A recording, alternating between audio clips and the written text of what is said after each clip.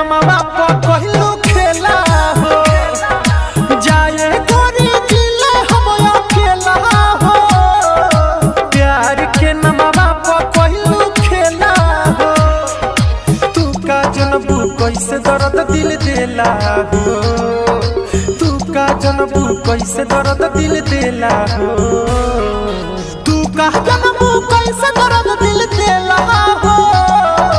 प्यार के नमवा कहलू खेला हो जाए गोरी जिले हम अकेला हो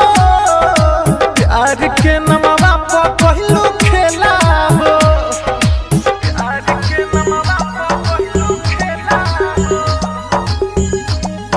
प्यार के नमवा music by A B Gupta mix by Aditya recording studio Gopalganj.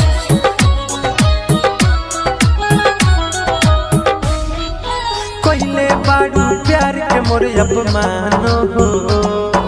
कबहू नहीं माफ करब ये जानो हो कोइले बाड़ू प्यार के मोर अपमानो हो कबहू नहीं माफ करब ये जानो हो लागल बायो दिया हमरा शरीर में घोर दिहलू जहर मोर तकदीर में बिकबू पैसा पहले कह देला हो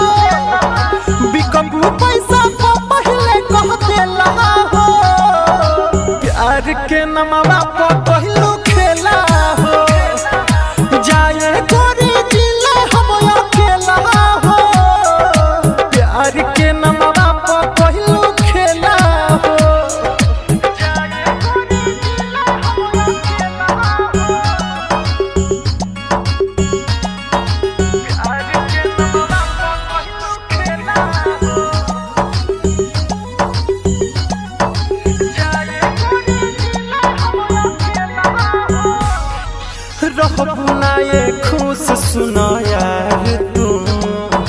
पैबू ना दीपकवा खानी प्यार तू रहबू ना ये खुश सुनो यार तू पैबू ना दीपकवा खानी प्यार तू साचे कहले मनो जहमत वाला हो प्यार के नमवा से दिल डेराला हो